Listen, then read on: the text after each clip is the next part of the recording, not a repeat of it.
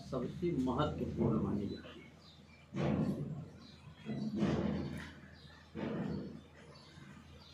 जैसे एक बड़ा बिल्डिंग बनाने के लिए, कई फ्लोर का बिल्डिंग बनाने के लिए नींव बहुत महत्वपूर्ण भूमिका निभाता है, उसी प्रकार से व्यक्ति के जीवन में नवग्रहों की भूमिका बहुत अच्छी मानी जाती है। अब रही बात, ये नवग्रह में आते कौन कौन से हैं? 7 दिन तो आप लोग जानते ही हो। रविवार माने सूर्य, चंद्रवार माने चंद्रमा, मंगलवार माने मंगल, बुधवार माने बुध, गुरुवार माने बृहस्पति, शुक्रवार माने और शनिवार माने, समझ रहे हैं? ये तो हो गया। और पहले केवल 8 ही ग्रह थे, राहु प्लस में था। और राहु ग्रह ऐसा है कि किसी राशि का स्वामी नहीं बना है।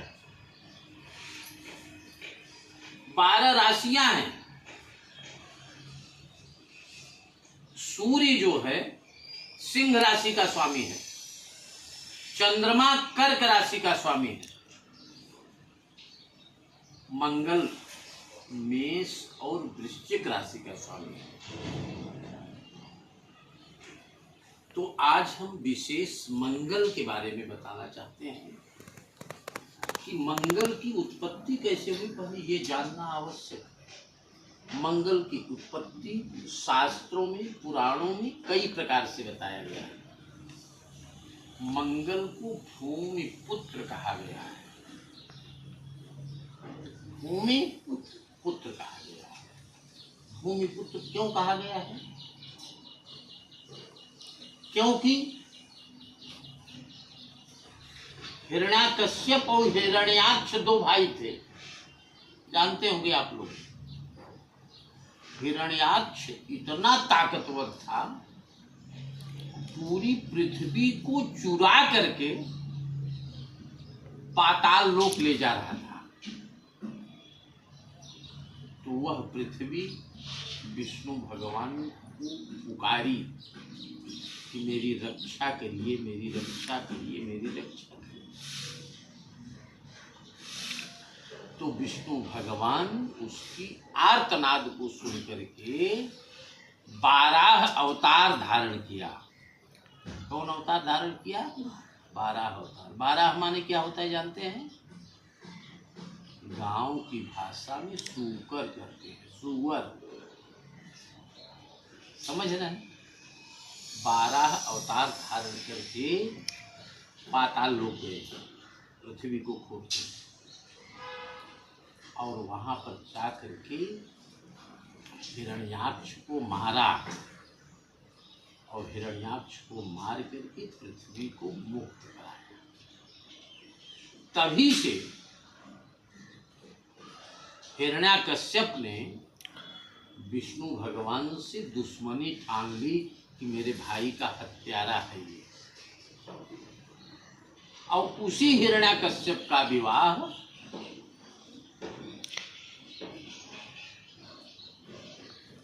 कयाधु से हुई, जो राक्षस की बेटी थी। लेकिन कयाधु विष्णु की पूजा करती थी।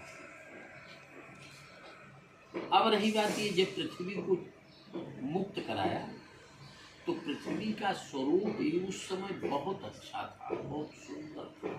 पृथ्वी को एक समय में वरदान भी दिया था। पृथ्वी अपनी पत्नी के रूप में चाहती थी कि मैं विष्णु भगवान को पति के रूप में पाऊँ, लेकिन विष्णु भगवान ने उस समय स्वीकार नहीं किया था। कहा था कि जब समय आएगा तब हम तुमको पति के रूप में स्वीकार करेंगे। तो पृथ्वी भी विष्णु भगवान की पत्नी के रूप में आई, और उससे एक बेटा पैदा हुआ जिसका नाम मंगल पड़ा। एक तो ये उसके उत्पत्ति का कारण है। दूसरा उत्पत्ति का कारण शंकर जी के द्वारा इनकी उत्पत्ति हुई। दूसरा इनकी उत्पत्ति शंकर जी के द्वारा भी हुई। इसी नाते इनका नाम कुज भी पड़ा। कुज माने जानते हैं? कु माने कुत्सित, ज माने जन्म, जिसके माता कोई और पिता कोई। समझ में बात आ गई? इसीलिए कुज नाम पड़ा। और यह कुज जो है ये रक्त से रिलेटेड व्यवस्था को बनाता है, रक्त से रिलेटेड दिक्कत को पैदा करता है। और इसी मंगल को, ये मंगल बहुत ताकतवर हुआ, ये अपने ताकतवर की वजह से माने नवग्रहों में सेनापति का दर्जा पाया। नवग्रहों में सेनापति का दर्जा, जिसकी कुंडली में मंगल ग्रह ताकतवर होता है वो प्रॉपर्टी बनाने में देर नहीं करता, और जिसकी कुंडली में मंगल ग्रह कमजोर रहता है उसे तमाम प्रकार की दिक्कत आती है। जैसे आपकी कुंडली में अगर हम देख रहे हैं तो मंगल ग्रह नीच राशि का है, और कहाँ बैठा है? लग्न में ही बैठा है। किसके साथ में बैठा है? राहु के साथ में बैठा है। किस स्थान का स्वामी है? पंचम भाव का भी स्वामी है और दसम भाव का भी स्वामी है। पंचम भाव से संतान का विचार किया जाता है और दसम भाव से कैरियर का विचार किया जाता है। समझ रहे? इसी मंगल की वजह से आप अपने कैरियर में भी पूरी तरह से बेनिफिट, जो संतुष्टिकरण का बेनिफिट होता है वो संतुष्टिकरण भी प्राप्त कर पाते होंगे। और वैसे ये मंगल अपने सप्तम दृष्टि से सप्तम भाव को देख रहा है। इससे ये संकेत मिल रहा है कि मैरिज के बाद में आपके जीवन में आमूल चूक परिवर्तन आया होगा। समझ रहे हैं? माने जो भी हुआ जीरो से हीरो बनने की बात, वो मैरिज के बाद ही हुआ, जिसको लेडी लक कहते हैं। समझ रहे? तो ये मंगल को ही ठीक करने के लिए, मंगल को ठीक करने के कई आधार बनते हैं। उस आधार की व्यवस्था के आधार पर धरणी गर्भ संभूतम विद्युत तेजस मुक्त। हाँ, ये पृथ्वी के ही पुत्र कहे जाते हैं, इसलिए इनकी पूजा, इनका विशेष हो। जैसे ये लग्न में राहु के साथ में रहते हैं तो काल सर्प योग भी बनाते हैं, और अनंत नामक काल सर्प योग भी बनाते हैं, और अंगारक योग भी बनाते हैं। समझ रहे ना? तो अभी तो तत्काल प्रभाव से आपको अपना विचार कराना है, इसलिए ये हुआ कि भाई इनका जप कर लेना आवश्यक है।